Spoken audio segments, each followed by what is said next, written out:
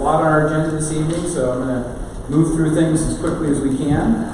But I'd like to start out with the leadership team roll call so that everybody present understands who's on the leadership team and what organization or what effort they support, I should say. So John, you want to go ahead and start or just move down the line here? Yeah, John Bania, Planning Commissioner, Infrastructure. John Davey, Chair of APAC, and we examine development projects in and around El Dorado Hills and provide resident feedback to the county and to the applicants. Richard Ross, Good Governance, or another way of saying how the hell that happened.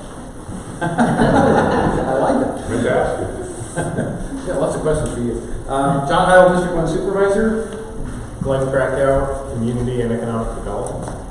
Cindy Mudd, Supervisor Highland Assistant, and I do Community Information and Outreach.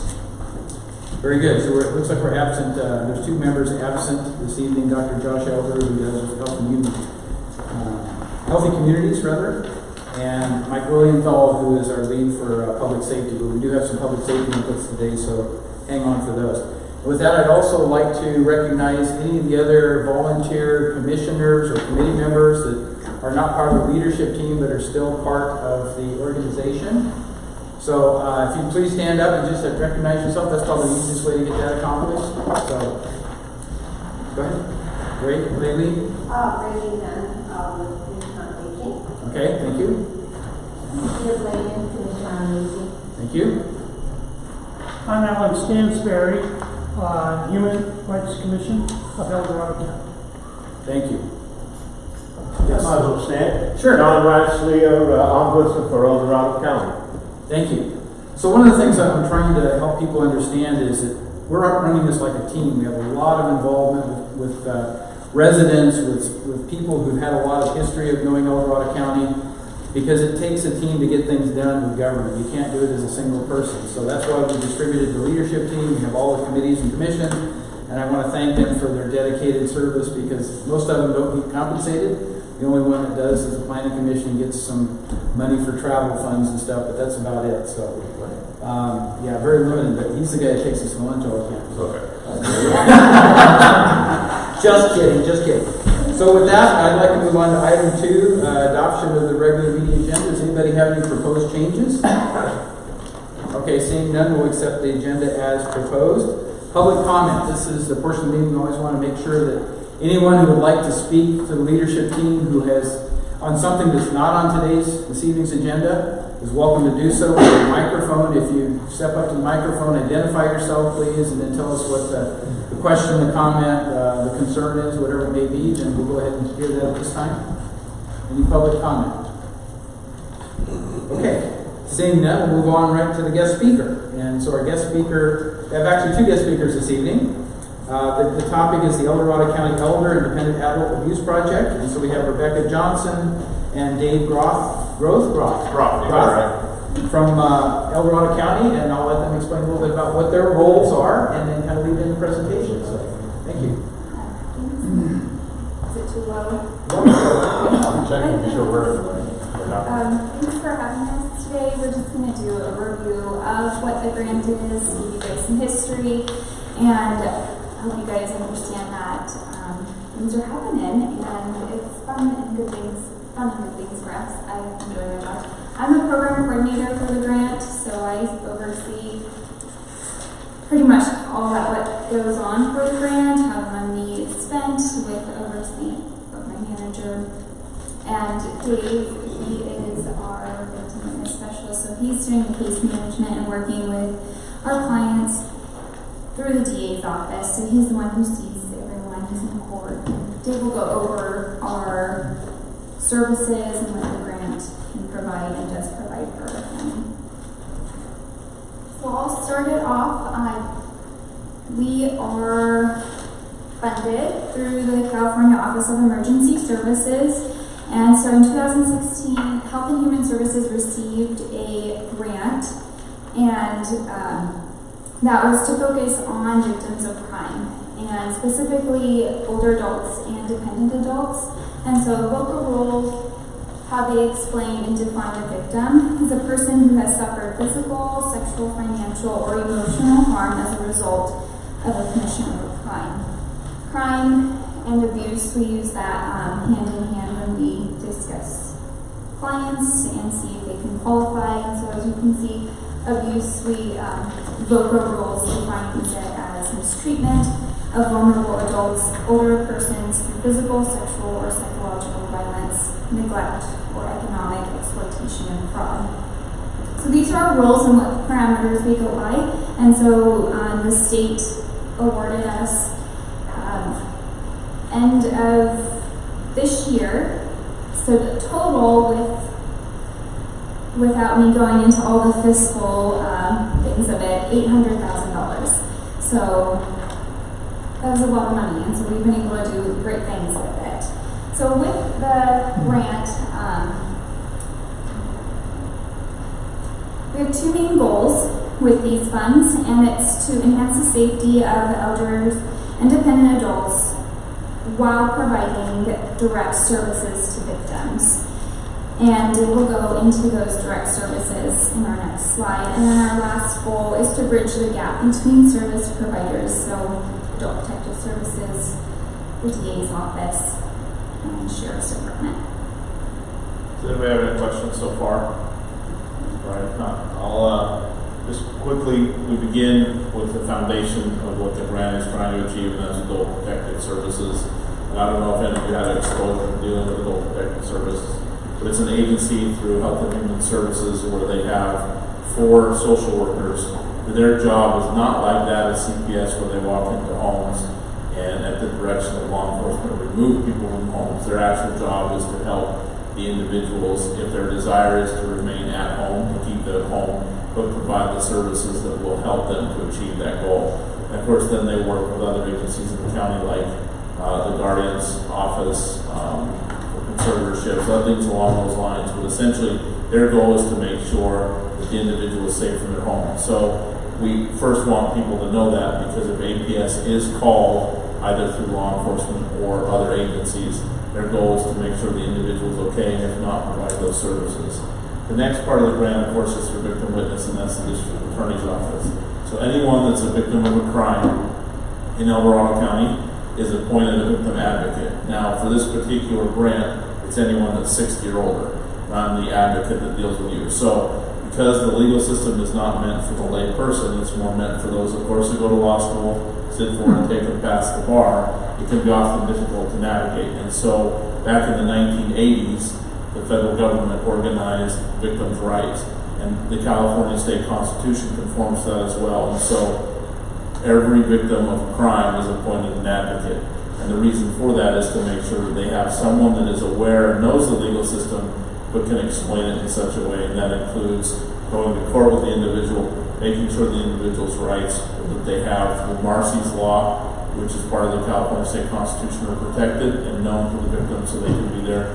And it's a way that the victim has a voice in court, because ultimately when a case is settled, it goes to judgment and sentencing. The victim has a right to address the court and express to them or the court how it's impacted their lives. And so that's my role. Next, we're lucky in El Dorado County to have senior legal services.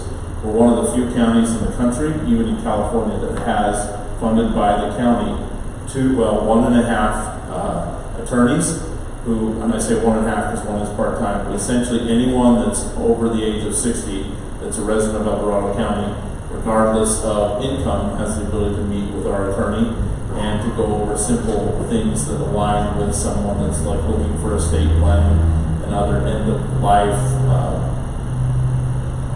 objectives, but also just to have someone there that they can talk to that's a legal voice. And of course, they're limited in the cases they can handle, and they are very busy, but it's a resource that's available.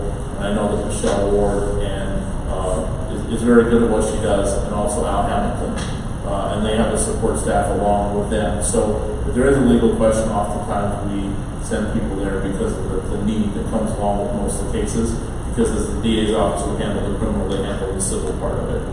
And also we work very closely with the Sheriff's Department, of course, because the DA's office is not the investigating agency.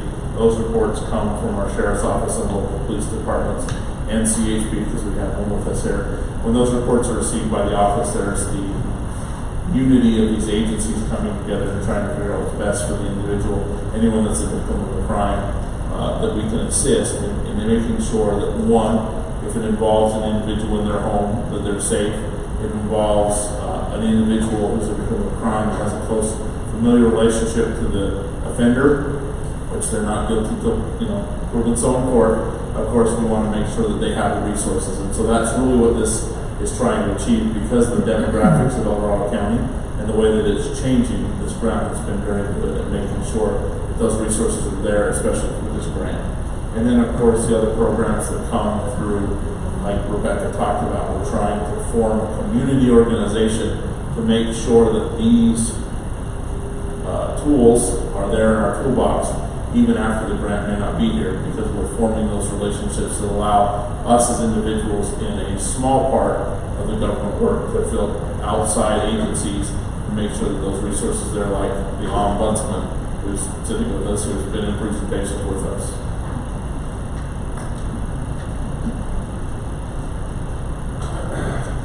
So, and the other goal for us is to bridge gaps, like Dave was saying, building that community. And so one of the things we focus on is education. We do a lot of flyers and things that people can take home with you in your packet. I don't have very many flyers, but I do have other things that we've developed. Financial abuse especially is pertinent, so we've got educational flyers and things that we can pass out even after EDAP is gone or a grant is gone. So things that we have that can be utilized for the community. And then we do presentations such as this, but we also are in the community doing presentations to senior livings. We did one for El Dorado Estates not that long ago. We did one for, I can't think of the name. Yes, and then both countries. So we're all over. We try to do as much to educate our older adult population, and we do focus on prevention, and so educating them on what's out there as far as abuse, specifically financial abuse, and helping them understand who are the players, who they can reach out to, who they know to link them to support. And then we also do meetings. We have our APS social workers and Dave go to a crisis intervention team meeting so they can talk about plans and collaborate. And then we also have a MAST meeting. It's a multi-adult disciplinary service team meeting. And so that's another opportunity for us to network and to just learn about the other services and to make sure we know who we are and that we can work well together. Sorry, I forgot the picture. I'll bring that back. Beautiful picture. So one thing that we want to kind of hit on, because I know time is short, and of course in our package we've included both of our business cards. And just as an example, in some of the presentations we've done, like Old Country, Four Seasons down in this area, we left my business card with most individuals. They would take one, and it's amazing over the last few months since we did that presentation, the number of individuals that have called the DA's office to reach me to ask questions. In fact, I had one just today. A gentleman called and said, I don't know what to do. My social security number has been frozen. And so I was able to reassure him that this isn't the case. The social security number hadn't been frozen. It's actually a scam. Gave him some of the advice. And so I would encourage each of you tonight to take our packet with our business card, and even if you, I'm not going to advocate that you throw away our packet, but if you save one thing, I would encourage you to save our business card, put it on the fridge, then you've got it, and if you've got a question like that, you can call, because it's amazing. I do this presentation all the time, the scam ones that go along with this, and there's been times even in my personal life where I get a text or a phone call, and I even have that immediate panic moment, and then I think, well, this is something I deal with on a daily basis. I'll take a breath and do what I tell all of you to do. So that's another thing too. We'd be glad to come and give them a fuller part of our presentation and explain that. But one thing we want to just kind of leave with is the demographics of course, El Dorado County are changing. Currently, with this grant, the thing that we've been able to do is reach many more people. So before we started the grant, essentially, it's not on site, so I'll just explain it to you. So currently, APS receives about 145 referrals a month, which is a lot fewer than it was when we started. With the 4.8 social workers we have now, we started with 3.8. In the 14th fiscal year, we had approximately 977 reports in the year. That's increased steadily from the second year, which would have been the 2015 2016 year, we had almost 1,200. 16-17 years when we started, it remained about the same, a few more. And then last year and this year, we've gone from 1,200 to 1,427 reports to, now again, this is this year, and we're not quite through September, and we're already at 1,740 reports to APS. So definitely the grant that we've received from the federal government is making a difference, because like Rebecca said, we're trying to be preventative and not just react to the things that are happening. And it's made a huge difference. Not that we need more work, which we're grateful for, and could always use more staff to handle, which we won't say anything to our board of supervisor here. But that goes to show that we're able to educate the population, because what we're seeing is the demographics of El Dorado County are changing, and there's some pictures you can look at, but essentially, as we sit right now, about 30% of the population in El Dorado County is 60 or older, and that is going to steadily change as not only individuals increase in age, which we all do every year, even though we may not want to admit it, but we're also having a lot of people moving to El Dorado County. That's going to be blame. I mean, it's a beautiful place to live. And so as we're seeing that, we're seeing the other things that come along with it. And so that's one reason why we're trying to go out and educate the public and let them know that even though the grant period may be short at this time, if it isn't renewed, we're still able to get that information out there and educate. And that will outlast us and outlast the grant for a long time. And these pictures that you see are part of June is Elder Abuse Awareness Month. So just a few months ago, we were doing this big campaign, and that poster, I hope it's something you've seen around town, because I put it almost everywhere. So if it's not familiar to you, don't. But I hope it is, because that was not only up at the Placerville Senior Center, but it was also with Dylan here in El Dorado Hills, displayed at the Senior Center as a way of prevention and awareness.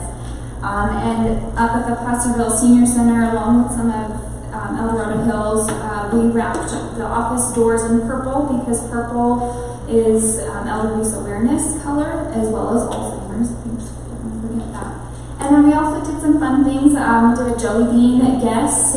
So for the month of June, folks up at the Placerville Senior Center, got to guess how many jelly beans there were in the jar. And those jelly beans represented the amount of clients that EDAP, the grant, was able to serve.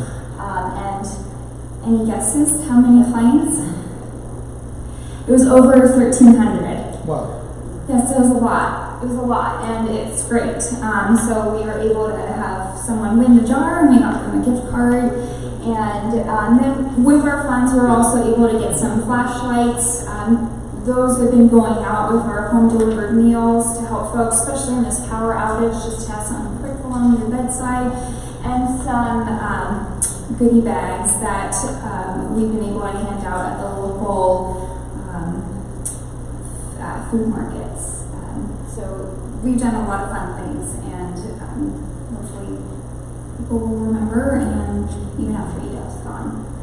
So going forward, as I mentioned, our funds do end in December, but along with that, we want to just not focus on that, but focus on the things that we've done and the things that can carry on. So the conversations that not only we are having, but others too. You guys just talking more about reporting abuse and letting others know, especially victims, that there's help out there.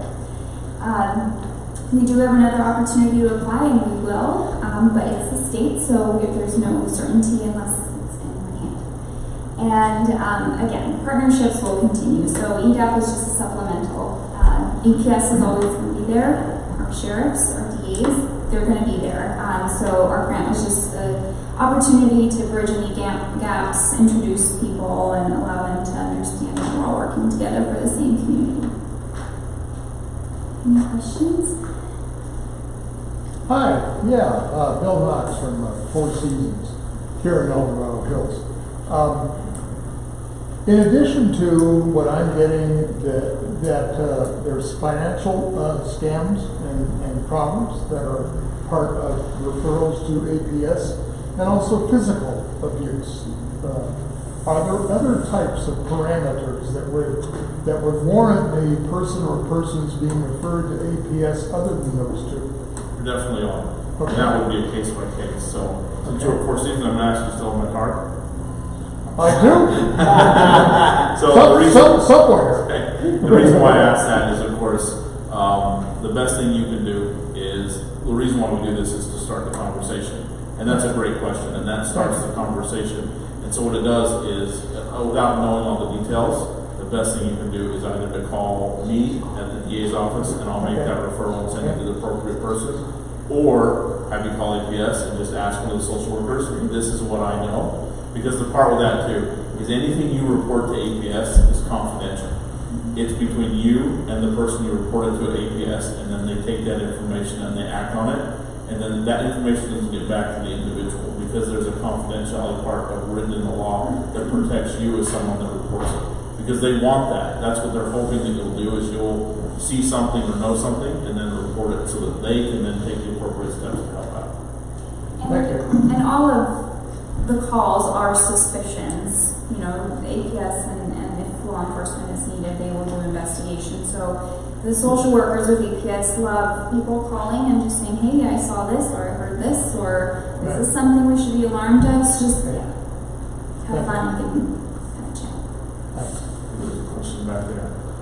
Sir? Hi, Ron Cassidy, Dorado with Canyon. You mentioned that so far this year you've received 1,700 complaints, or is it just inquiries and complaints, or? Reports to APS. Okay. So calls given. And those are all investigated? I couldn't say that. I can't speak to that because I don't do all those client cases. Here's the thing, anyone that's reported has to be looked into. Now, there's the differing degrees in which APS will look into something or law enforcement, but yes, each call is taken very seriously, and either a social worker will make contact with that individual and follow up, or the social worker will go out and actually do a home visit, and that has to happen within the statutory period. So, if you know one that hasn't happened, please let us know, and why, and we're happy to help and follow up with that. All right, thank you. I have a question. Okay. Getting a little confused because my understanding is you suspect abuse or neglect is to call APS. If you're talking about sharing your business card with people, who are they supposed to call? Or are they supposed to call you or APS for different suspicions? Any suspicion, that's the thing, anything that, because some people feel more comfortable calling the DA's office because they, that's a known entity that they feel like, if I call this agency, something's going to happen, and prosecute it. At that point, if it's something that APS handles, I refer it, and I can give other resources. So I'm sorry if I confused anyone. The reason why is because a lot of the stuff we handle under the grant are things like the scam calls that we have people dealing with on a daily basis, or it may be a civil thing that I can give referral. And so my job at this point, if I'm not in court with an individual, is simply to refer them. And so then by them sharing that information, which is not shared with others, I can then point them in that direction. So if they believe that there's an abuse that's taking place, yes, either call law enforcement, APS, or our office. Because we're a team and we work together, we're going to make sure that information gets to its appropriate source, so then it can be followed through. So it's always equal? All is equal. And all is the same confidentiality, like you mentioned for APS? Correct. But the other thing we're encouraging from the county's perspective, if you don't know who to call, dial 211.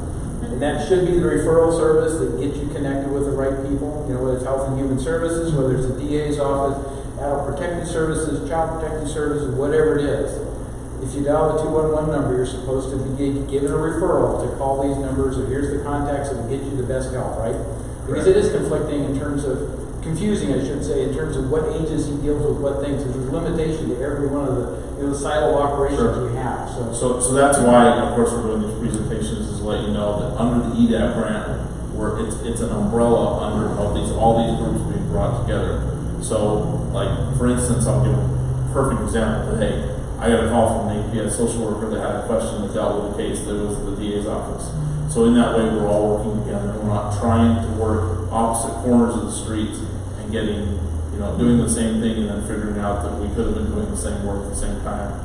and ultimately serving the victims in the best way. And so that's why, of course, we give our card. You got the card for Health and Human Service, got mine, and then of course the law enforcement. Everybody knows that number, and then the 211, of course.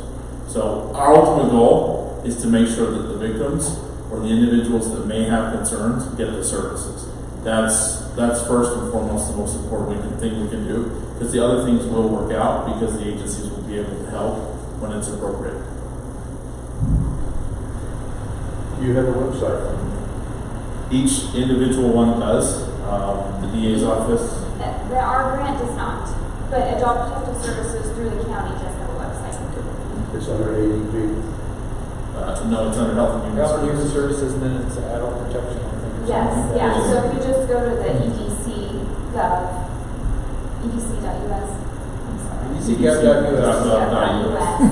So, but if you put in adult protective services, it wouldn't get into the EDC site? It would get you to the other. If you try, Through Google search, most likely, yes, you would. Okay.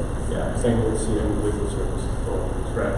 If you type into Google adult protective services, adult senior legal, any one of those, and then just put El Dorado County, it's going to get you to the right site. So, and then of course the DA's office is very pro-thinking when it comes to its digital footprint. So they have a blog as well as other things that you can reach the DA's office through that, as well as just through the conventional other ways like phone or email or business card from someone who works in the DA's office. Okay, real quick. So if someone reports a suspicion or they make contact, is there any feedback to the reporting parties so they know that it's being taken care of? Because I imagine there's some confidentiality issues that you can't turn around and say, well, not this because X, when it's nobody else's business. Unfortunately, that's not shared. Once you report, and that can't be shared. I was just curious if there's a pattern.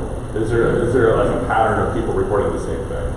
And that is taken note, yes, definitely, but, and a lot of times people will share, my name is so-and-so and I am reporting, you can call me back if you have questions. So if that happens, they will call back, but if I so-and-so call, hey, I made a report, can you tell me what happened? That's not allowed. And our social workers tend to circle back. If it's something, they're very compassionate and they do circle back with the calls to make sure that things are okay. I just want to say, for an ombudsman, we don't necessarily, you look at if the crime has been committed. An ombudsman does not look at it as if a crime has been committed. Something has been reported, and an ombudsman will now go in and speak to that individual, see if they have permission to look into this.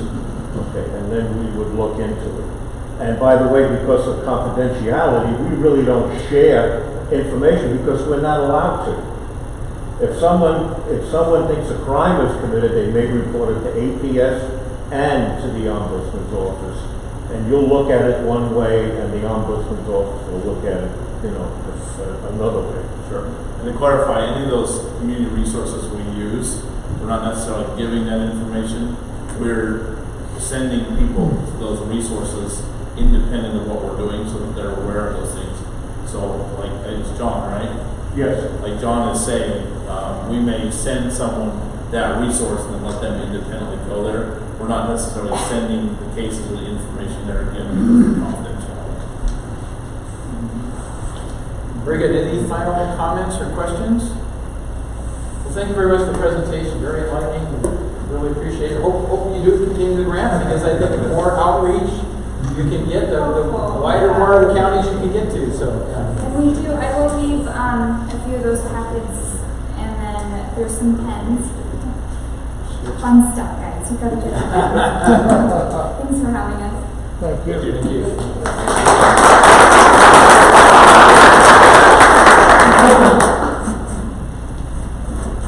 Dave, do you have another business card? I may not check that out. Okay. Thanks. Okay, so I'm going to move on to item number 5, supervisor communications, and there's 5 things I noted this evening.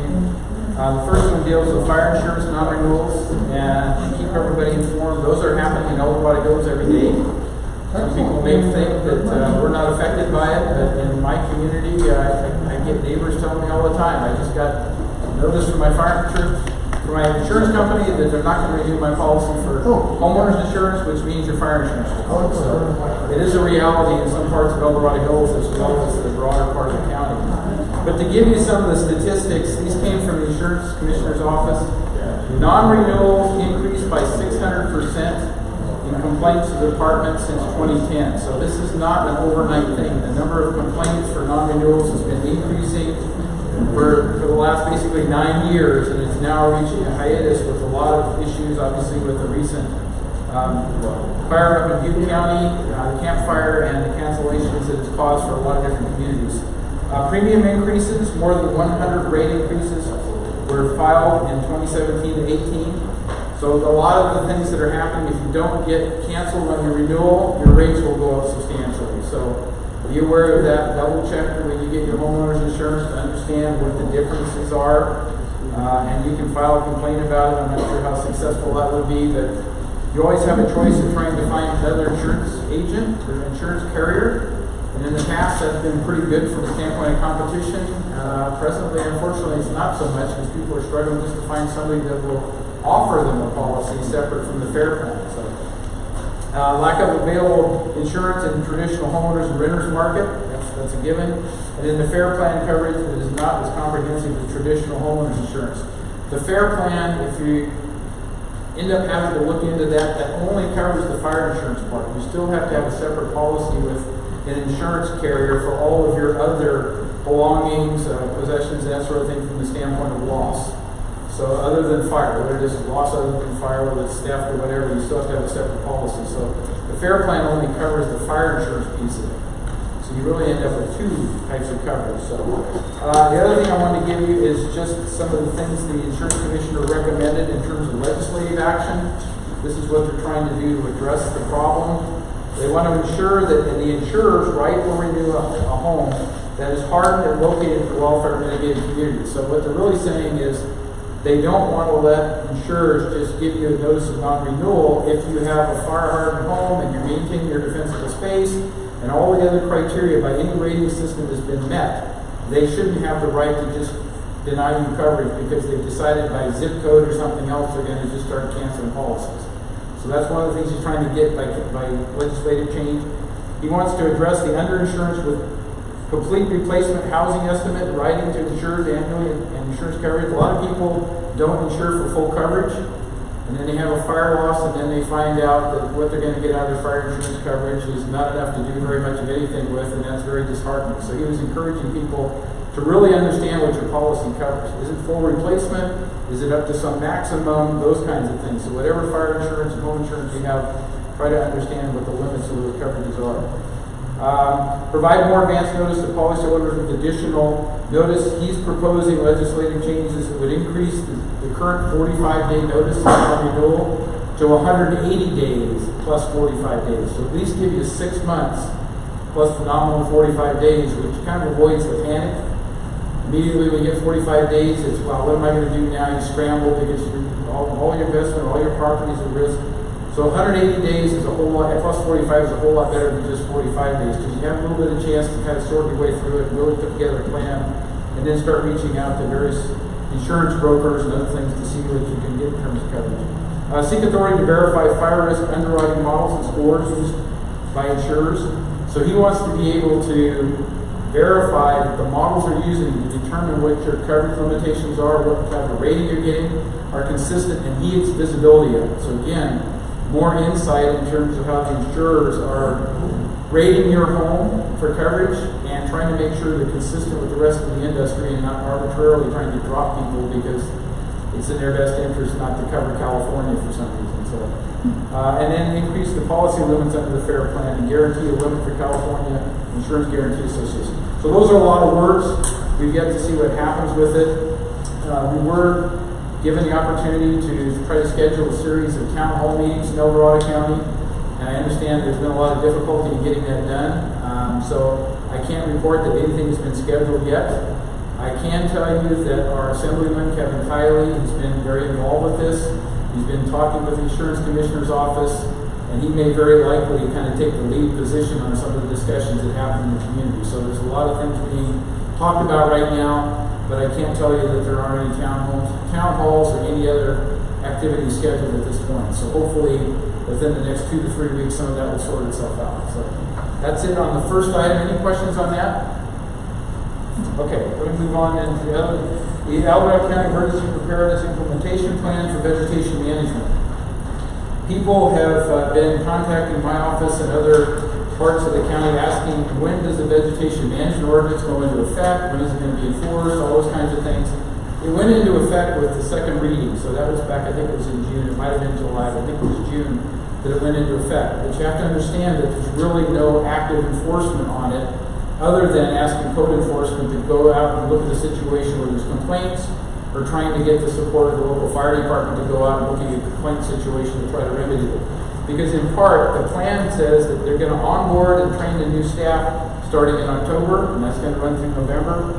So that includes the code enforcement officers that will be dealing with this specifically. So we're gearing up with the proper education and stuff. Education and outreach will start this month, and it's planned to go for a continuous period, basically all the way out to June.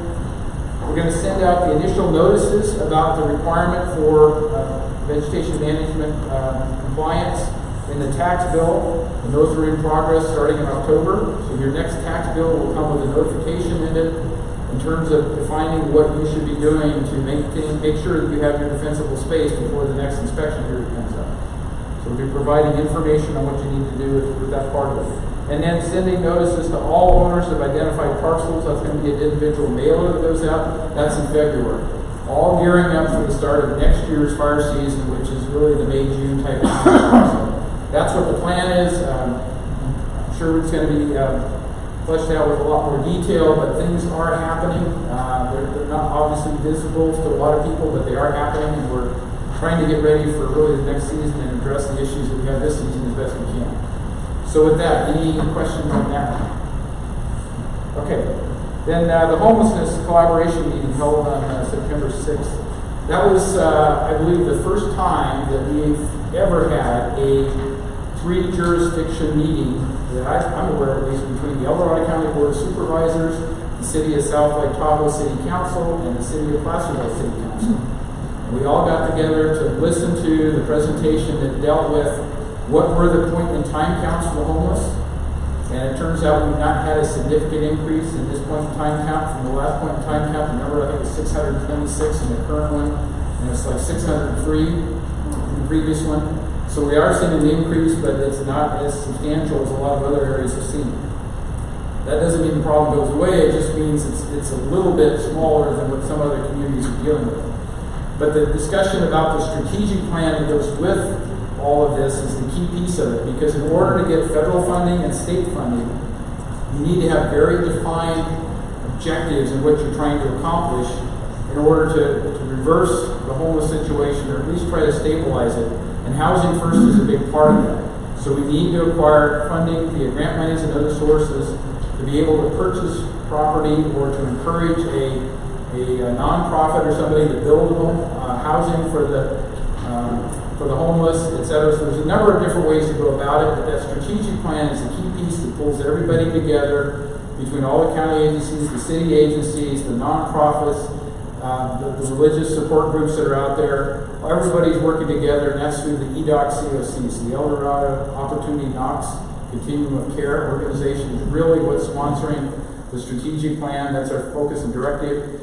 And we have allocated a staff person to hire into the county to try to assist that as we go forward. We have a consultant that's really leading the charge, but we are going to be able to get a county employee to start doing more of the counts and homeless and really look at return around. In addition to our sheriff's SWAT team, which have been doing a great job with their part of it, the city of Placerville has been supporting it. So I thought it was a very constructive dialogue, a very constructive meeting, but it's just the beginning. And everybody wants to see change overnight, and that's not going to happen. We're going to work on it to get the funding to make it happen.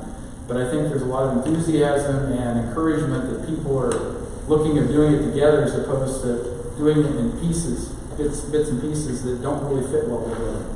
So hopefully that's part of what the strategic plan will also develop, is how we coordinate all the activities, how we do the collaboration to make it successful to the maximum extent that we have the funding for. So I'm encouraged that we're actually getting people together and talking about it as opposed to pointing fingers that you should do something. So it's everyone's responsibility, I think, to look at what they can participate in to help with the homeless situation. It's just a sad state, but we're not unique.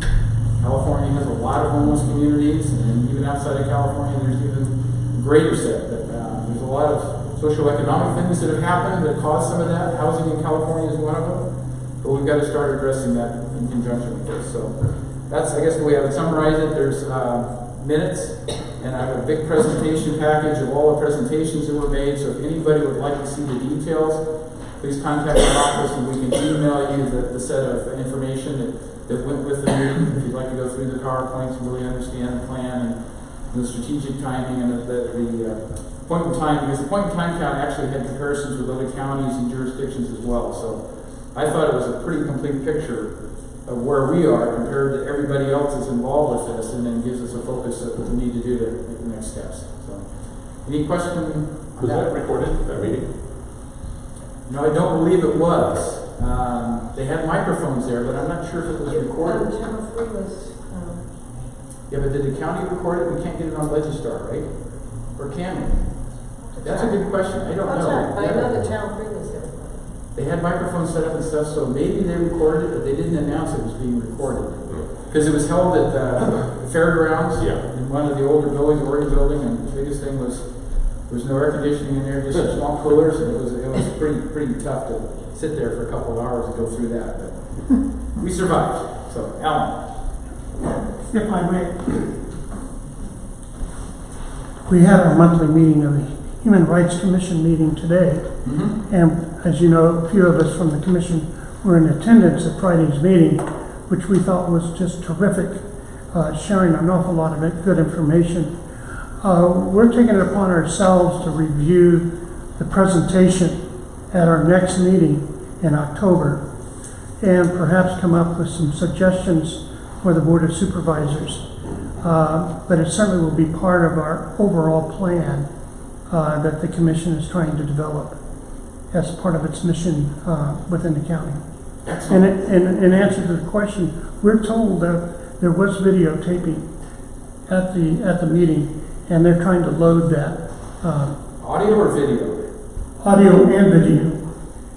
I didn't see a camera anywhere, but okay. Yeah, and so we'll find out. Yeah. They're trying to load it onto the system. Okay, that's good. Normally, the Board of Supervisors meetings are videotaped, and they're simulcast at the same time, so you can actually listen to the presentation. I don't think they had that set up for this meeting, but I don't really know. So it was a special meeting, and it was a different format than what we've had in the past. Yeah, Tim. John, are there any programs in the county, either county-sponsored or civic groups, religious groups, to help prevent homelessness? I mean, homelessness is a problem, but if someone gets a rent increase of $100 a month or $200 a month, suddenly you got a family of 2 or 3 or 4 out on the street because they can't afford that. But if a group could provide that $200 a month and keep them in their apartments, are there any programs like that the county works with or that you're aware of? Health and Human Services has some funding for the HEAP monies and stuff, but it's very limited. It really isn't enough to do what you're talking about, to try to keep as many.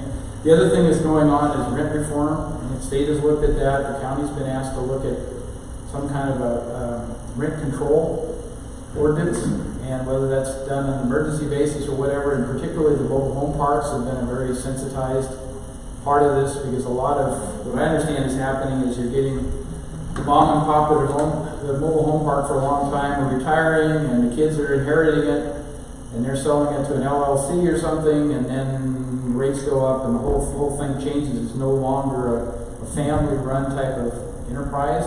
It's now a corporate-run enterprise, and so there's a lot of differences that change. And I don't know how prevalent that is. I've been told it's quite a bit in El Dorado County, but we're actually looking at getting a survey completed to try to get those numbers.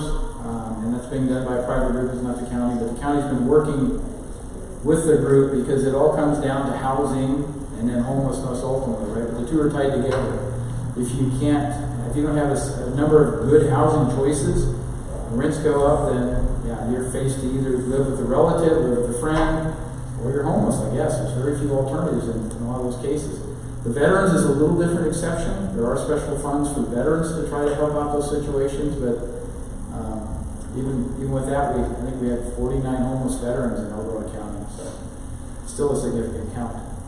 Yeah, Hunt. The nomadic shelter does a fundraiser every year, tries to earmark about $10,000 in profit, and I know some of that money is actually used to help put families priority-wise into, like, say, a hotel for the night or that kind of stuff. So there are some things that are being done by, the nomadic shelter group, which is a consortium basically, a lot of churches that set up and try to help out.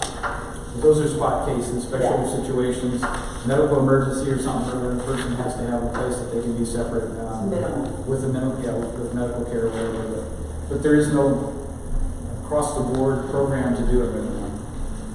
You have to keep in mind that homelessness is not caused just by you can't pay your rent. Yeah. Many of these people have mental problems, they have physical problems that can't be taken care of. And someone should take a look at the physical and the mental problems, especially with the county. Yeah. Because just giving them an apartment is not going to solve. Right. And that's not the solution, you're absolutely right. And in the presentation, they talked about the two primary causes of homelessness. One is mental illness, and the other is substance abuse. And they kind of play together, self-medication for my mental illness and all those kinds of things. But there's some statistics in there that basically tell you, in particular there was an example of Catholic Charities out of Sacramento, and the number of people they've been able to turn around, and there was like 43% of the people they took in were able to find longer term housing and reform their lives. And so there are some example cases in there, some study cases, if you will, of where they've had some real successes with the program.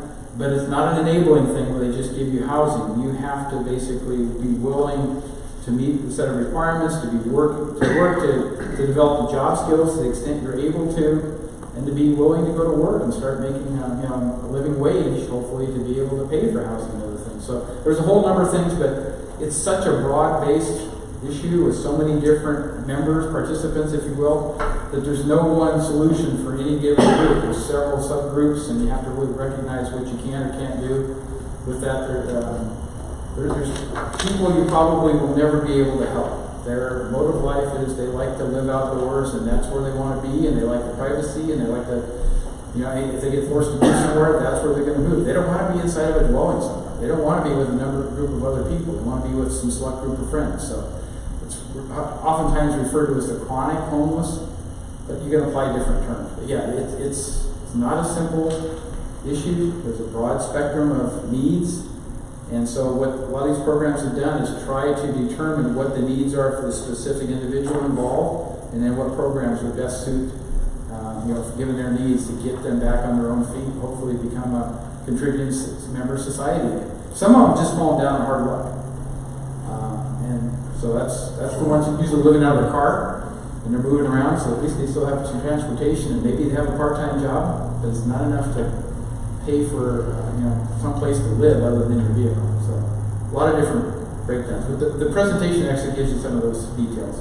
Yeah. So was the direction they're heading is to provide, short-term housing for these folks and then give them the helps that they need, be it mental health or substance abuse health and so forth, to transition them back into housing that they can manage themselves, or are we considering an option where we're going to be providing some permanent housing? Permanent housing, well, you can't call anything permanent these days, right?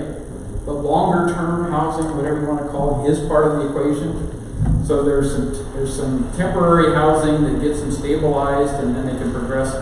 But there is no specific plan that we've adopted yet to do those things. It's a number of different things. But the nice thing is we are getting the help of the medical facilities. Marshall Hospital's involved, and they've been helping us. Barton Hospital's involved, they've been helping us. In fact, the money that was gathered together to pay for the consultant that's doing the work actually came from El Dorado County, the city of Placerville, the city of South Lake Tahoe is now going to join. They have been in the past. Barton Hospital and Marshall Hospital. So that was what raised the money to basically hire the consultants to put together a strategic plan. The county wasn't doing it on their own because we can't. So that's part of the, we have to get involved now, and that part's been going well. There is no set plan as of yet. We're going to try to deal with all the things you spoke with, but there has to be kind of a sequence that get taken on. Yeah, because of most of it's substance abuse and mental illness, so it would sure be nice to, and so we're not locking the county into this long-term permanent housing thing. A rotational thing where people rotate in and rotate out, that's fine, but not long-term permanent stuff. The key thing is stay away from an enabling process. We want to help get people back on their feet. Now, there are people who have disabilities and stuff that, they're never going to be able to pay their own way with housing and other things. So you have to find some way to have that accommodated through nonprofits or charitables or whatever, because the county can't really heavily invest in that either. But there is a solution out there for those things once we get them broken down and really start getting more of the federal and state money. So money from federal government comes from HUD, and the state money right now is coming, some of it coming directly to counties. But it hasn't arrived yet, right? It's the promise that's coming, so. Right. Okay, probably enough on that one. I'm going to move on to the final one here, and that's the Board of Supervisors approval of the cannabis taxes. So at the last board meeting, we reviewed all the provisions related to the taxes associated with cannabis for the various categories. Those have been approved. There was a lot of discussion about lowering some of the taxes. The board decided to go with staff's recommendation and not underfund things, to make sure that there was sufficient funding. Tomorrow's board meeting, we're going to deal with the fees associated with it. So there's taxes and there's fees. So the second part associated with fees will be part of the discussion tomorrow to determine what the board's decision is relative to staff's recommendation on those. So again, there's a prescriptive set of recommended fees for various categories of cannabis activities, and that's what the board is going to be reviewing and approving. But once we have those set, then we're moving into the implementation phase. So we're really looking at probably being able to set applications before the end of the year, but nothing would be approved probably before the first part of next year. But that's kind of the goal. Since the voters approved all 5 measures that were put on the ballot relative to cannabis, supervisors and the staff are trying to meet that commitment that the voters gave us direction to go do. So it's happening, but we're trying to do it right by looking at a lot of examples of other counties and where they've been successful and where they haven't been successful, and use kind of the best practices approach. So that's what I'll share with you on that one. But things are changing, right? Always changing. Okay, any other general questions then of me before we move on to our leadership reports? All right, very good, thank you. So who wants to lead off the leadership report? Just in case there's a call. Officer Andrew, would you like to? Andrew Brown is with us this evening. He's with the CHP. And so he's going to share, I think, some of the recent statistics or some information relative to what's going on in Oro Hills. Yeah. So, as you know, I'm Officer Andrew Brown with the Placerville CHP. This is weird having people behind me. Yeah, there you go. It's okay, we're safe. And I can things they train you real quick. Don't everybody get shine on my phone. So I work out of the Placerville area CHP office. That area that covers geographically El Dorado Hills. If you didn't know, the Highway Patrol office that serves you here is out of Placerville. Year to date, currently we have experienced an uptick in fatal collisions across the entire county.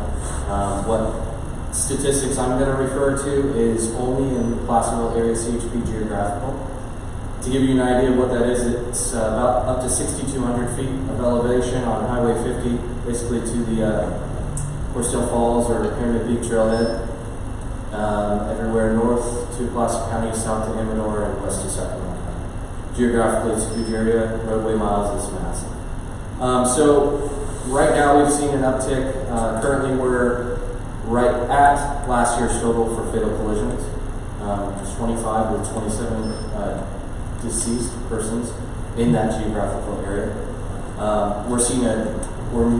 We're meeting and seeing the same trend across the entire state, and not only in the state, the entire country right now. Since about the 1960s, we've had a precipitous drop in highway mileage. That's our metric that we measure our effectiveness. Highway mileage death rate. Basically, that's a ratio of how many public highway miles there are to travel in a geographical area, as opposed to fatalities within that geographical area. Across the nation, they've been seeing a precipitous rise in the last 5 years in the highway mileage death rate, and we're seeing that here in our county as well. It can be attributed to a lot of factors, and many people far smarter than we are trying to figure out why that is. This has been in a pretty good free fall since the 1960s of the safety on our roads, the mileage death rate being decreasing, and now why is it in the last 5 years it's been going up? There's a lot of factors, like I said. I'll let smarter people than me kind of dive into that. But what we're doing to attack it in our area is we're especially Valley Division, but especially in our area, is we're trying to implement this idea of taking back the roadways. Okay, so we've had an implementation of public trust initiatives. At times, our employees sometimes get into a pattern of let's just give a lot of verbal warnings. That's transitioning. We're getting away from that. We're going back to writing a lot of tickets. That's effective. That's what we do as Highway Patrol. We write tickets for violation observed, and we arrest DUI drivers when we investigate traffic collisions. So we're kind of breaking it down to the basics. We know that enforcement is effective, and so that's what we're trying to push back towards is heavy enforcement of vehicle code. So as you know, school's coming back in. That's a problem. I've been in the public information officer position for almost 3 years. I've handled 3 go back to school times now. This is the most, by far, the most calls that we've gotten for traffic complaints at schools all throughout the county, this portion of the county, especially El Dorado Hills. We have a lot of people calling to complain about traffic issues around schools, pickup and drop-off time. That might have been self-generated because during the first day of every school, we tried to get at least one of our senior volunteers or one of our enforcement patrol units out to that school.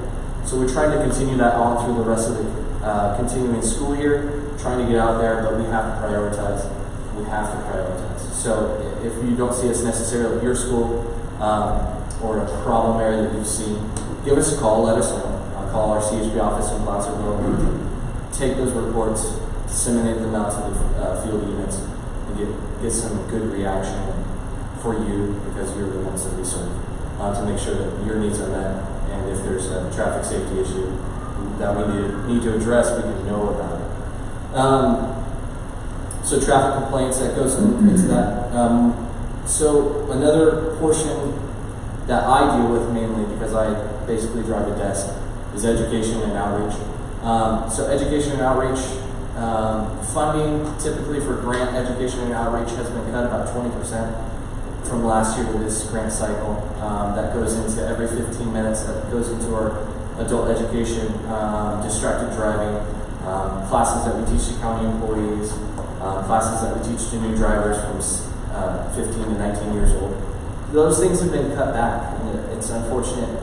At the same time, we're seeing this mileage death rate increase, but we are refocusing on enforcement, and we're doing everything we can to get out and meet every education needs that we have and that we need to meet. So, for example, every 15 minutes, we had a great session this last year. Oak Ridge was one of our schools that we participated in. Great reception there at the school, as always. It's a great school for us to be in and to talk to the students about drug driving. But this year they allowed us to talk about drug driving as well. So that was a huge step. The coordinators for that grant said you can now talk about drug and drunk driving as well. But we're going to cut your grant 20%. So it's a struggle. I can guarantee that 90% of our officers go home exhausted every single day. We're working our tails off. We're writing a lot of tickets. We're trying to address the issues that are out there. It's just, it's an uphill battle, as you can imagine, for all law enforcement. We're always playing catch up. So help us out, report those things that you see, and then we'll prioritize them and get some enforcement out. Any questions? Any chances from additional staffing in our area? Probably not, but I have to ask the question. Yeah, so we had 2 that just left, transferred out. We had 3 that transferred in. An officer incurred an injury off duty right before those 3, so he hasn't reported yet. So we were. That's a great question. Probably for about 3 steps above me.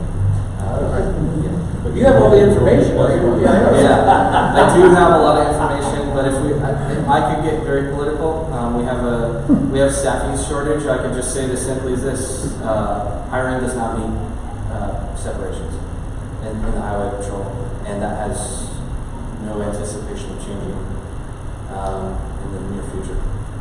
Yes. I was just reading today that a group of scientists have now perfected a breathalyzer for cannabis. Yeah. And, Perfect. No system. You know, because it's still a federal class 1 narcotic, it'll take a while before that becomes available. So wouldn't that be a great thing for the CHP if you would give somebody a cannabis breathalyzer test? It'd be excellent. Just we do have areas that are testing presumptive. They're technically presumptive tests, whether it be a facial oil swab, tongue swipe, or breath. But we're still in the baby versions of these, so I don't believe anything about anything that says perfect or perfected. No such thing. So with cannabis, there's a lot of other drugs, and they just keep inventing them every day, right? So fentanyl, you're gonna have an analyzer for fentanyl. Where does it stop, right? So, any other questions for Andrew? All right, thank you very much. Appreciate the input. Okay, we also have Deputy Morton, right? So if you can come forward and share with us what's going on at the Sheriff's Department. Hello, I'm Detective Morton. I'm with the El Dorado County Sheriff's Office. I'm working in investigations, so I'm your El Dorado Hills detective. I work in property crimes, so I specifically deal with any kind of thefts or burglaries. That's my wheelhouse. That's what I deal with. In El Dorado Hills, for last month, some of the numbers, between the 15th and the 21st, we took a total of 12 crime cases, and between the 22nd and the 28th, we took a total of 4 crime cases. Those cases sort of run the gamut between, disorderly conduct cases, assaults, domestic violence cases, as well as some thefts. We still see some thefts, vehicle burglaries and thefts from vehicles. It's something that we generally see cases come in every week. We did have a burglary down here at the Walgreens on Saratoga. Actually, it was burglarized twice in the same week. So we have some and in that case, it was cigarettes, tobacco, nicotine stuff that were taken. So we have a couple leads on that we're going to be working. Prior to that, the beginning of August and the end of July, we saw a string of burglaries to detached garages in some of the, there's a couple apartment complexes down here, as well as some condominium complexes down off on the Francisco side, where some detached garages were broken into and items were stolen. Also, we do have some leads on that we're currently working. So what I generally see from my desk is a lot of my suspects in these cases are out of county. Many of these people are from the greater Sacramento area. Just for folks that live down here in El Dorado Hills, it's good to get to know your neighbors and kind of keep an eye out as to what's going on in your neighborhoods. If you see something suspicious, please give us a call. You know, even if it's just a suspicious vehicle that's kind of driving through the neighborhood that maybe you've never seen before, this doesn't look right, maybe looks out of place. You know, we'll get there as soon as we can. Maybe we won't get there right away. Maybe it'll be gone by the time we get there. But more information that you can give us, the better. License plates are great.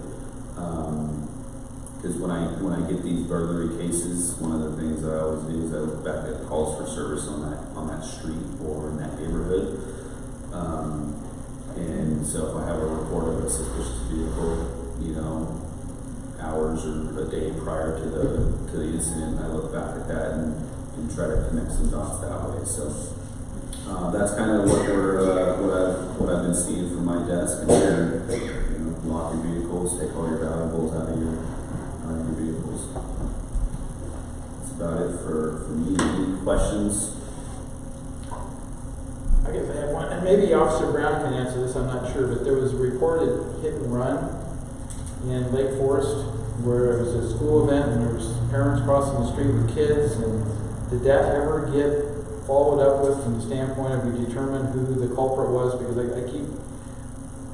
I keep seeing the messages come across and nobody seems to know what the resolution is, and I'm not asking for a name or anything else, but has that been solved at this point? Who committed the hit and run? Because that's a felony as far as I know. I don't think anybody was hit.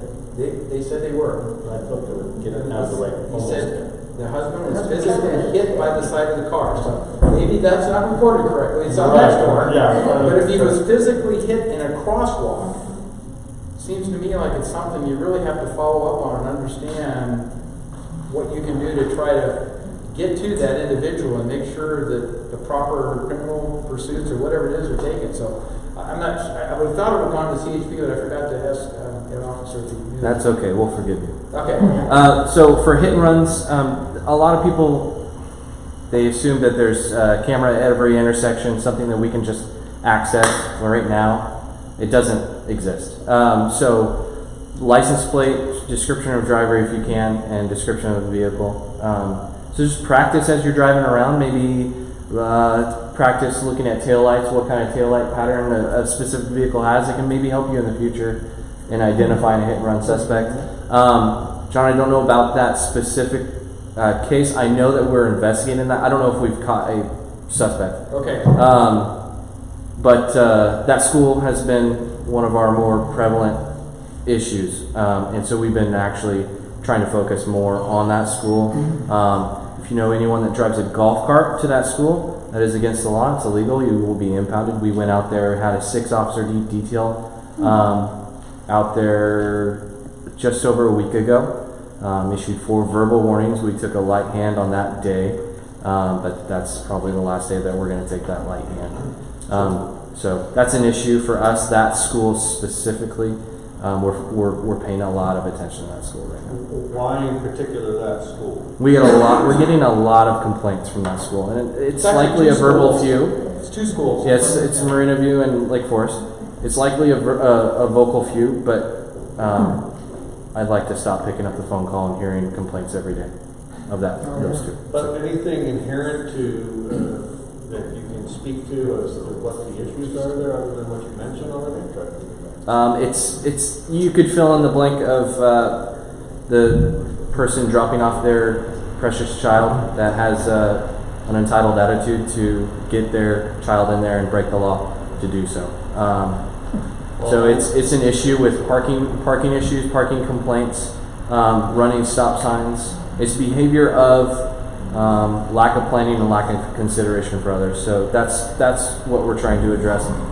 Our way of addressing is issuing citations, which we're I've noticed a lot of parents will stop at the always stop, and kiddos will run out right at the crosswalk. Yeah. I'm thinking that's okay. Yeah. So our lessons taught are in the $300 to $400 range. So we're going to be doing that a lot more often, and we're going to be impounding golf carts if we see them out there. So spread the word. Any questions about golf carts? All right. Yeah. What's resale value?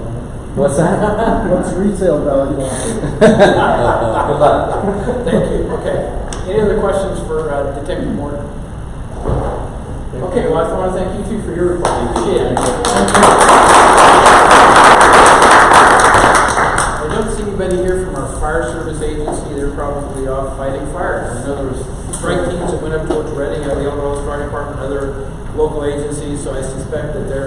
into the actual response mode with the fire situation in California. So we'll move beyond that, and then anybody have a preference in going next from the leadership team? I'll go. Okay, go ahead, Bill.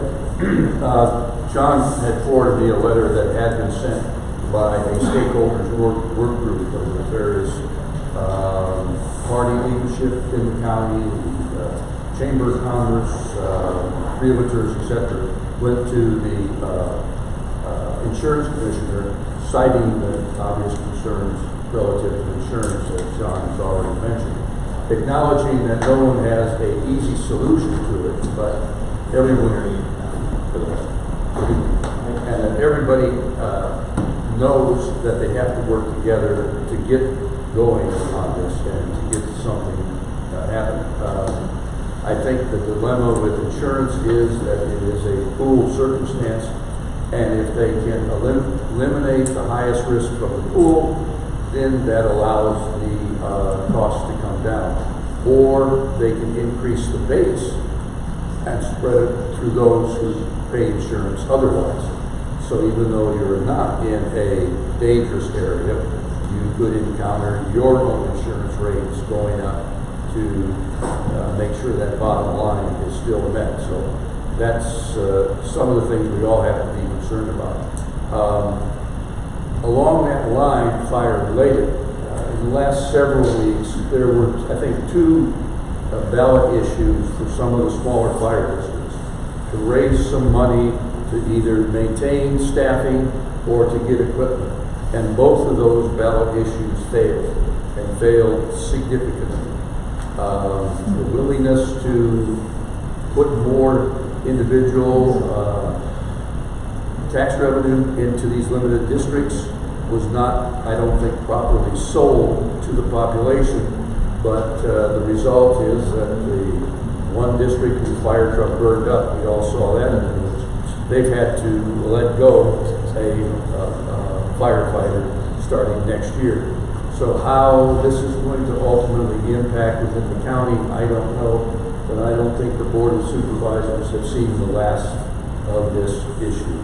El Dorado Hills is doing a certain amount of effort relative to consolidation with rescue, and that is going forward as reported in the Folsom Telegraph and the Village Voice. And I think that's something that bears watching as to how the available fire resources are being spread around, and in some ways, I think, diluted to at least make some stopgap improvements. And I think ultimately that's still going to be a backup onto the Board of Supervisors. And John, I do have a question for you. I know our fire district here is proposing that they now do fire sprinkler inspections, which is something the county has been doing since 2008. Will this impact county revenues, or will it free up county staff to do other programs? I think the bottom line is it frees up the county staff to do other things related to the inspection process. There's a lot of things to inspect. So that is not definitive yet that responsibility is going to be transferred. But I look at it as it's strengthening the capabilities to make sure those inspections happen on a timely manner. Because the fire service probably has more people locally that can go out and do that than what the county does in terms of inspectors. But there's no final decision on that. So still pending. And I would like to add one thing relative to the fire districts. LAFCO has brought forward a proposal to start the annexation of Garden Valley, Georgetown, and Mosquito, to consolidate those 3 districts together. There was a lot of discussion in the LAFCO meeting. There was a lot of opposition to it by some of those districts and stuff. But now that Garden Valley hasn't gotten their measure, maybe they'll start considering some of those kind of things, because consolidation is the first step to try to survive, in my opinion. Because the fire districts is going to go from 6 paid firefighters to 3 paid firefighters, which is what Garden Valley is going to do. And this starts next fiscal year, as I understand it. So up until next July 1st, 2020, the staffing is in place with 6, but then it goes to 3. And you can't possibly cover things. In fact, they readily admit that they're not going to have paramedics to be able to cover everything. So when you get an engine there, you're not going to get the advanced life support. They're going to rely on the medic units. So the community served by that fire district is going to be significantly harmed by the decision they made, in my opinion, to not fund additional needs within that district. But I think it doesn't necessarily market right. But, still you have to look at if your insurance rates are already increasing, and then from a rating perspective, you're taking away your response time to the firefighters. What do you think those insurance ratings are going to do? They're going to go down again, and your rates are going to. So I mean, it's kind of like, really? I mean, you could see thousands of dollars of rate increase for what was a $200 a year assessment. So I don't think there was enough communication and understanding in that whole process. But that's person's opinion. Water and the bridge, done. So, all right, very good. Thank you. Who wants to go next? We have a microphone here. I don't need a microphone. Okay, can everyone hear me okay? Yes. Great. So, let's see, where am I here? Bass Lake Road. Bass Lake Road. I've been hearing that name a lot lately. We met at the Planning Commission the other week. This was concerning Village J7, Parker Development, along Bass Lake Road right next to Bridlewood. And our county council determined that they needed to do an additional environmental assessment based on the fact that they downgraded Bass Lake Road from 4 lanes to 2 lanes. And so they wanted Parker Development to analyze that to say what the impacts and potential mitigations would be as a result of downgrading that. So we continued that item, and I've been talking to the DOT director. I've got some ideas about certain things, but and we've had other lengthy discussions in respect to the long-term plans for Bass Lake Road with the major CIP Tim Fee update that will be upcoming here in the next year or so, right? So we got that going on. Also, this Thursday we have the old CD factory off of in Town Center West. That's coming before us for a conversion to storage facility. So that'll be an interesting meeting. We've got a lot to discuss concerning that. Stay tuned. And also, I have on my calendar for this fall, Central El Dorado Hills. So tell all your friends and neighbors that it's coming to a screen near you. Or at the Planning Commission. I got a copy of the recirculated EIR, so I'm looking at that myself, trying to get educated. So tell your friends and neighbors, and we certainly would like a lot of your input concerning that project as well as all the other projects. Any questions? Yes. Can't help but on the conversion of the CD factory to storage. The public comment, I think, is one of the best, well-written and researched public comment. I'm very impressed with that. But when I hear county staff saying that a storage facility is, quote, an industrial use as opposed to a commercial use, and when I look up the word industrial, it means something being built or manufactured. It doesn't mean something being stored. I think that may be something that Mr. Ross will look up under good governance to see does county staff not understand the distinction between commercial and industrial. Right. Yeah, we're going to have some lengthy discussions concerning that project, and I read. I was very impressed with Rusty Everett's write-up on that, and I've engaged county council. I talked to them last week, and they were starting to look at it as well. So I'm expecting to hear back from them before the hearing on that. So yes. So Kevin, you got something? Sure. Keep you guys speaker back for a moment. And a little handout. So you mentioned Bass Lake Road, and with the district getting closer and closer to doing the first phase for Bass Lake Park, which what I handed out there was just publicly posted a couple days ago, and it goes before the Parks and Planning Committee tomorrow. That's the next iteration of the Bass Lake Park design, just on the west side, and it's the portion that is still to be owed by Parker Development to the community, to El Dorado Hills Community Services District, to satisfy the Serrano Plan Park Plan dedication. So they still owe 12 and a half acres from when they got their project back in 89 or so, 1989. This would satisfy that. And along with that, typically when we do a park like this, we work with the builder developer with a parkland dedication agreement. A draft dedication agreement was sent to the developer last Wednesday, so they have that in their hands. We'd like to get that done, take this through our committee and our board to get it approved. But when you said Bass Lake Road, a big kind of looming concern for the district is that we're hearing from a bunch of different realms, constituents, community organizations, maybe even some chatter with the county that whatever these improvements are for Bass Lake Road could possibly fall on our park construction. And for us, that's not a conceptualized cost to deliver that park to the community, and I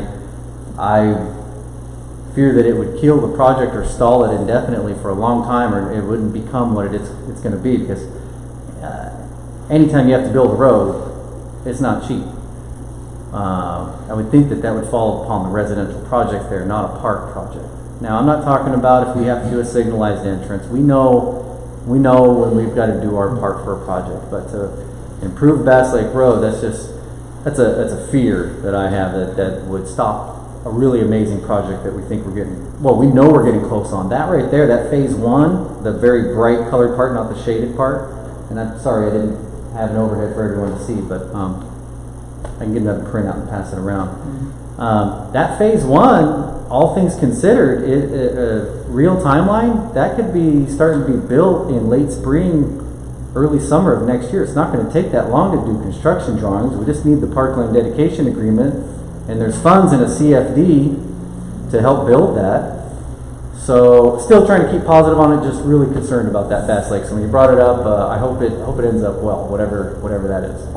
Thanks. Are you going to be able to take advantage of that left turn pocket that was put in for the EID facility? That's going to be our goal, and I think it lines up well with, is that J67 or the Safeway? 6. Yeah, I think we're going to need to have an in and out, egress at the west side, the active park location of Bass Lake Park. There's an EVA, but that's for the residential neighborhood of J-Lot H area. Yep. Yes. So, short answer, yes. Okay. Thank you. And before Helen jumps in, I wear many hats today.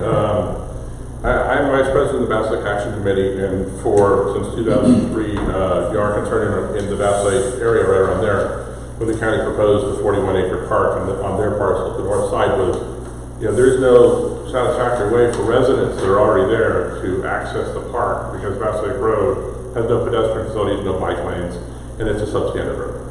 So starting in 2003, that had been a concern, and we've been working practically with the CSD as a stakeholder, trying to solicit input from residents. Hey, what do you want to see in the park? Where do you think it's a concern? And the road has always been a concern. So, and I know I've heard from county staff that as part of this Bass Lake issue, that future projects will fund this road. Well, we have future projects here that are 30 years old. We have other projects that are 20 plus years old. We have other projects that were built where I live that were designed in the 80s and installed. There's no room for future projects around Bass Lake Road.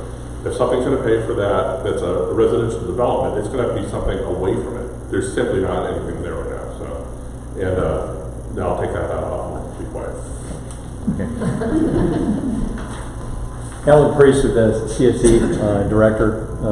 I just wanted to make two very quick comments. One, to reiterate what Kevin made a comment on our funding availability for this regional park. This is truly a county-wide asset. It's going to be an incredible park at 200 acres. We are phasing it. The first phase is simply just logistics of getting developer resources and land and a park. That's the reason that's phased. The rest of the phases coming are because we don't have enough money. Contrary to popular belief, the CSD is not just awash in cash. And it seems like a lot of people believe that at this point. We're phasing this thing out because it's a $15 to $20 million park, and we just do not have the resources. We'd love to get it done and start it next year and be done with it, but it's just not the case. And having a signal cost $1 million or widening just astronomical cost borne by this project, which is a low density land use, would just kill us. It'd put us into a 20-year project instead of a 5-year project. And the county residents and our CSD residents deserve better than that. So that's my one. I know you guys aren't decision makers, but that's kind of where we're coming from on this. That we shouldn't be the tipping point for improvements that other developments have really caused problems for the width and the flow through Bass Lake.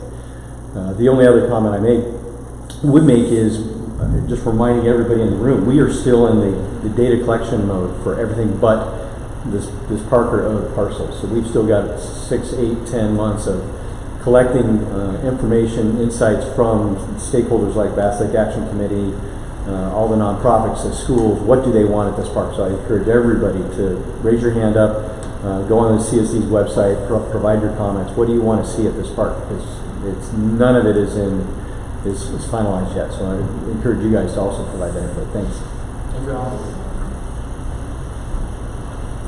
Okay, so is it finished now? Yes. Okay. Go ahead. Who wants to go next? I'm sitting right here. I guess I'll go. I'll steal a little bit of John Thunder. No, it was slow. But that's just for you. The APAC meeting this month is on Wednesday. 2 days from now, we'll be right here back here in this room at 7 o'clock. We have a lot of items that John discussed. They're primarily reviewed to let the residents know where we're at with these projects that are in process. We'll be talking about the finding consistency with the capital improvement program, primarily with the Bass Lake Road eastbound Highway 50 signalization project.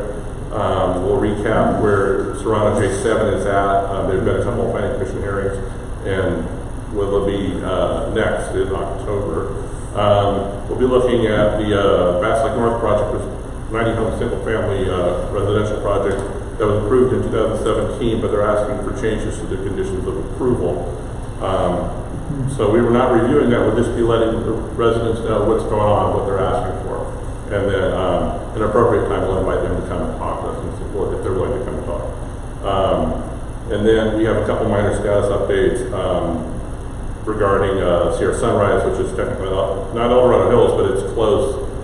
It borders El Dorado Hill, and it's a very small residential project that was approved. We'll just review that real quickly. We're going to talk about the Timothy revision process and how it's starting, and then updates on some future area projects. And so we'd love to have everybody come back on Wednesday. We'll talk more in depth about Bass Lake Road in several areas and several housing projects, and your input and your attendance will be welcome. Move this down. Okay, I guess I'll be happy to go. Glenn Crackdale representing Community and Economic Development. CDAC has not met in 2 months. I do not have a lot of updated information. I know Supervisor Heidel has some notes about the Timothy changes that may go on in the county. And all I can tell you is the voices I hear, of course, nobody wants those fees to increase because they think it will negatively affect economic development. Personally, I'm not sure if it's going to be built. It will be built. We will find a way to make it happen. But it's a struggle, and there are lots of voices in our county that have opinions on that. Economic development, what our committee is working on right now is an update to the Board of Supervisors as far as what is on our radar. And one of the things that's important to us that we'll also be discussing this week when we meet is secondary and post-secondary education opportunities other than traditional education opportunities that we have been doing some research for in the county and how it impacts trying to maintain 18 to 34-year-olds living in our county, not all leaving for education and training opportunities outside the county. So those are a couple things we're trying to figure out and get a handle on, and right now it's really just a lot of research and listening and trying to see if we can make an impact. Don't have any definitive answers. And last, an update on community choice aggregation. Not sure where county staff is on that as far as creating our own energy utility.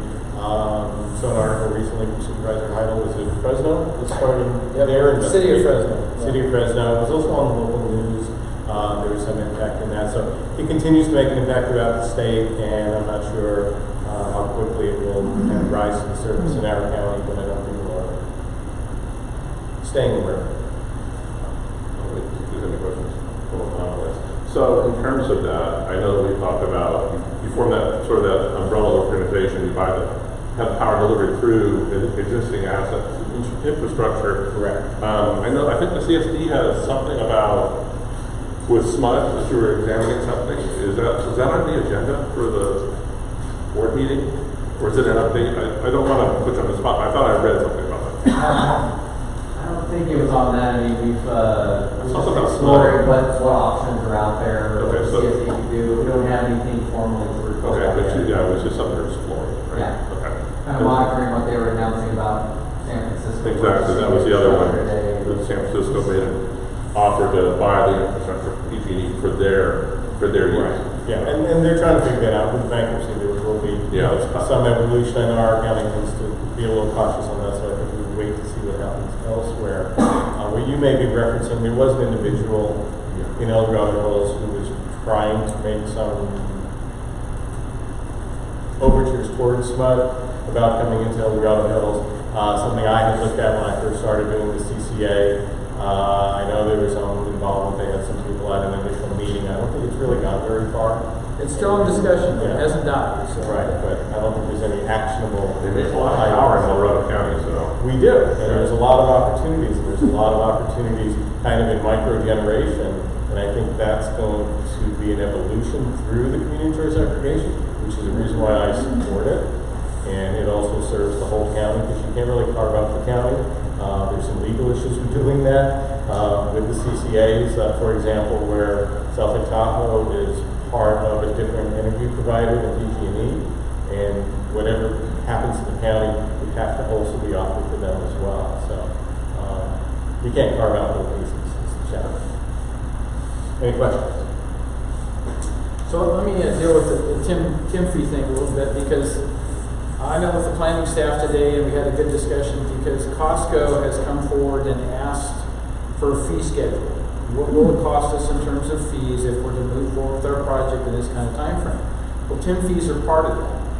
And so we get into this dilemma. If you give them a cost quotation and then you up the fees, it's kind of like, where's the good faith in doing this? And yet you can't commit to a longer term. You can't grandfather something that's proposed, because they could stretch the project out. So it does have some significant ramifications on potential economic growth, particularly obviously for the commercial operations. And if Costco were to decide that, yeah, they want to move forward and submit their application, all those things, that could be a real bone of contention. So you have to weigh all those considerations and try to determine what is the right thing to do. But it's clear we haven't collected enough TIM fees in the past to pay for the road infrastructure, the capital improvements that are necessary. And with the reimbursement agreements that we signed up to with the county, particularly on Bass Lake Road and other areas, there's not enough TIM fees to even pay back the reimbursement agreements in a short period of time. So it's kind of like we're short of change, and we still have to figure out how we're going to fund these things that need to happen.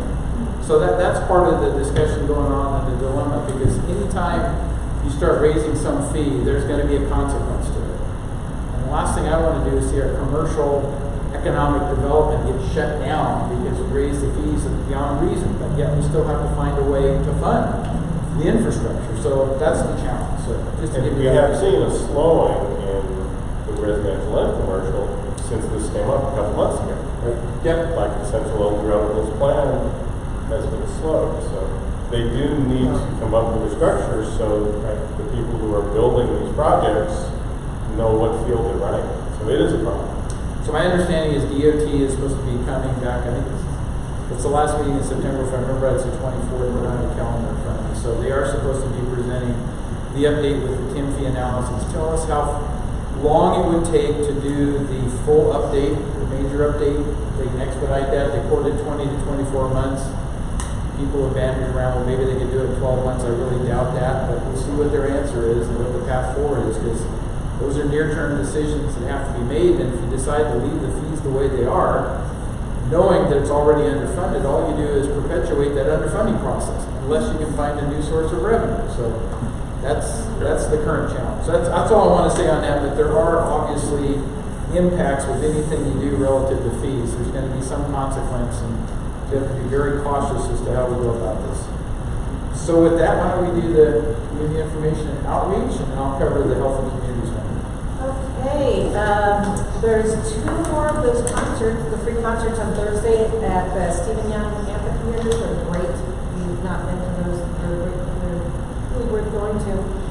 And the farmer's market every Sunday, still from 8 to 1, that's through October.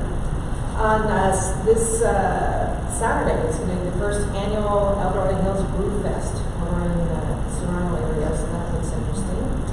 And the last CST Food Truck Festival, Country Hoedown, is the September 18th, so those are always fun. On the end of September, Hands for Hope is having their fall festival. It's really great for the kids. They're going to have petting zoos, pumpkin patch, hay mazes, tractor rides, all kinds of fun stuff. And at the very end of September, there's the community cleanup day, which is amazing. You can clean out your house and do it all done up. So that's at Rolling Hills Church. So those are and always you can just go to the Supervisor Heidell's webpage on the Alberta County site, and you can have links to everything you talk about. Very good, thank you. So the last topic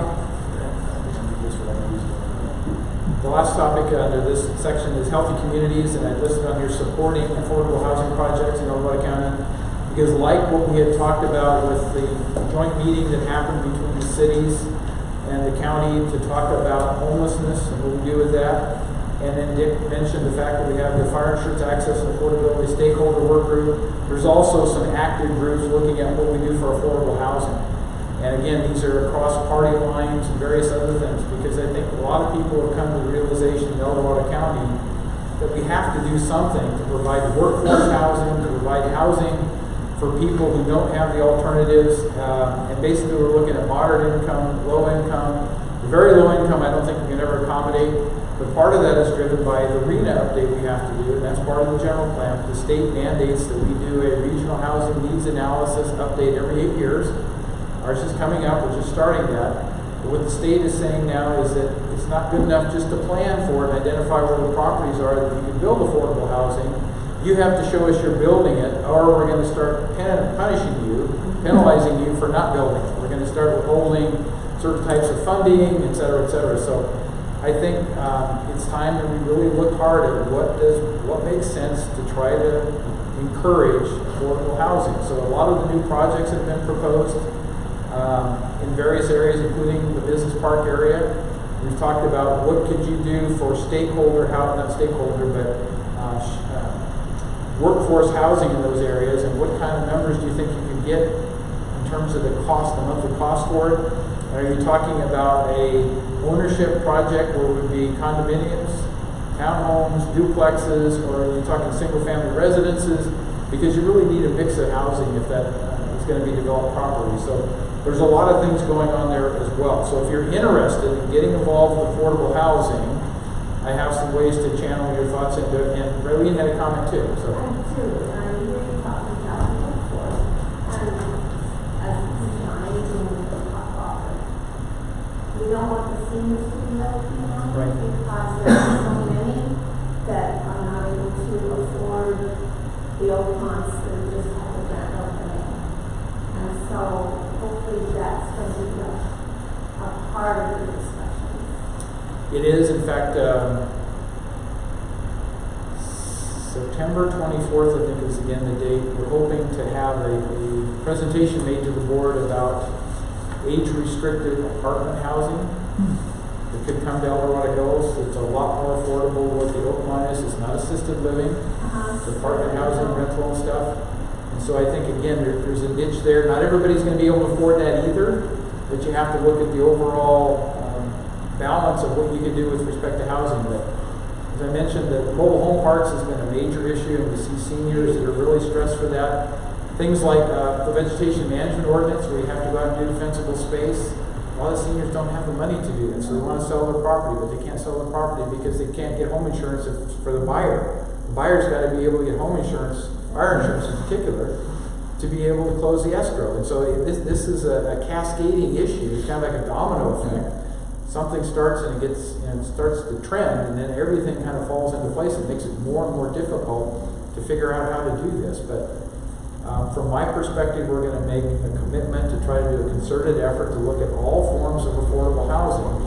To the extent that we can change some zoning and other things, we're looking at models where other people have been successful with some of the newer tendencies for the, what I'll call micro homes. I'm not talking about tiny homes because they typically have axles on them and all that stuff, and then you can move them stuff. But micro homes typically can be a modular construction, manufactured home that's brought out on a trailer, low boy, offloaded, put on a foundation, and that becomes a micro home residence within some kind of a community. It's not a mobile home park, it's something totally different, but we're looking at what are the possibilities for those kinds of things, and looking at other communities, and City of Davis is one of those that evidently is pushing that direction with some of the stuff they're doing. And I know up in Butte County, they've got to go that direction with some of the stuff, because they really have a housing impact after a fire. They're short like 30% of the housing they need. People are spread all over the place, and it's just really, it's heart-wrenching to hear the stories of where people got displaced and they can't find a place to live to keep their jobs. So there's a definite need across the whole state, but locally we are going to make a concerted effort to try to determine what we can do to actually build some projects. And it probably starts with multifamily housing and some of those kinds of things, but there's got to be a variety of choices. Because our seniors are now a big part of this. Absolutely, and a growing part of the population. Yeah. And so many of them are living on Social Security, and you can't afford much more than at least they can't afford $3,000 a month. Right. For rent. So put them in the next year. Yeah, no, they weren't to be excluded. It's just, it's another segment of that affordable housing market that needs to be met. So thank you for bringing that up. Any comments or questions on that other than that part of it? Okay, then our next meeting is Monday, October the 7th. Does anybody have any go-backs? I didn't ask. Any go-backs?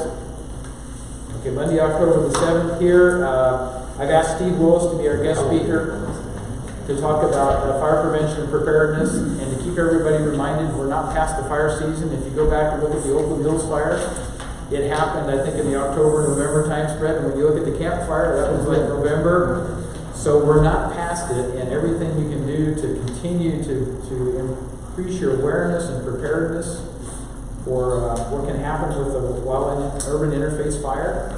Now is the time to do it. So Steve has some examples, and one of the things that I think that's very gratifying is that we have been able to substantially expand the number of fire safe councils throughout the county.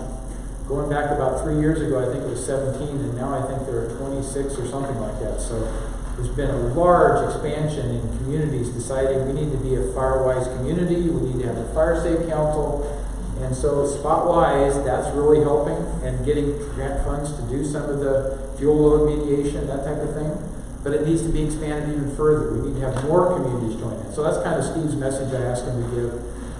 And because we don't really only have one fire safe council in Eldorado Hills right now, and that's the Lake Hills Fire Safe Council. Even though there's been proposals in other areas, they haven't taken off yet. But I do think the opportunity is there, and I think people need to think about it. If they really want to protect areas that are basically open space, that have a lot of fire hazard and nobody's maintaining it, by making a fire safe council, you can apply for grants and get the monies to maintain it. And Kevin and I had a lot of conversations about various parcels within Eldorado Hills that are exactly that. CSD doesn't want to take maintenance of it, county doesn't want to take maintenance of it. So who's going to maintain it, right? If you're in Serrano, it's the HOA, I guess, that's going to end up with that. But if you're not in Serrano, who's going to maintain it? So, yeah, Tim. I just want to point out, since you're talking about the fire station, tomorrow at 7 o'clock, Fire Station 85 on Wilson Boulevard, the Lake Hills Fire Safety has their monthly meeting, 7 o'clock. Usually they have a very informative speaker, and they discuss all sorts of things. They will come out, they have trained people who will come out and walk around your property with you and look at defensible space and make suggestions to cut things, trim things, clean things up so you can do what you can to protect your health. Yeah. We want to ladder fuels, get everything up, at least 6 feet off the ground so that there's no limbs that are hanging down. A lot of people weed eat, but they forget about the ladder fuels is what they're referred to, because those are the things that the grass can quickly spread into the trees and then up the tree quickly, right? So if you've eliminated that part of it, you have a lower risk of really getting a major fire. Not that it can't happen, it can still happen. but you're a little safer from the standpoint of you taking that preventative measure that gives you a little bit more assurance. And the other thing is when the fire engines go by and they look at the houses and they try to figure out where they're going to try to make a stand and stop the fire, they will definitely look at what that house looks like and the geography around it, and if it looks like it's loaded with weeds and a bunch of trees and vegetation and pine needles all over the road, they're just going to keep going to figure out where they're going to try to make a stand, because it makes no sense to try to stop a fire with that kind of fuel load in a given property. People don't oftentimes understand those are the consequences of it, but they are. And the firemen are making real-time decisions, right? They have to decide, where do we think we can make a stand and stop this? And there's always the situations where fire brands are blowing half a mile away.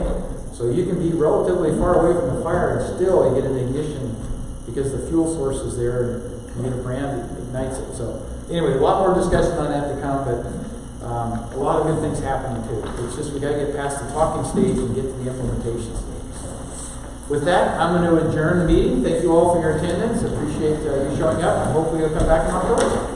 Thank you all. All right.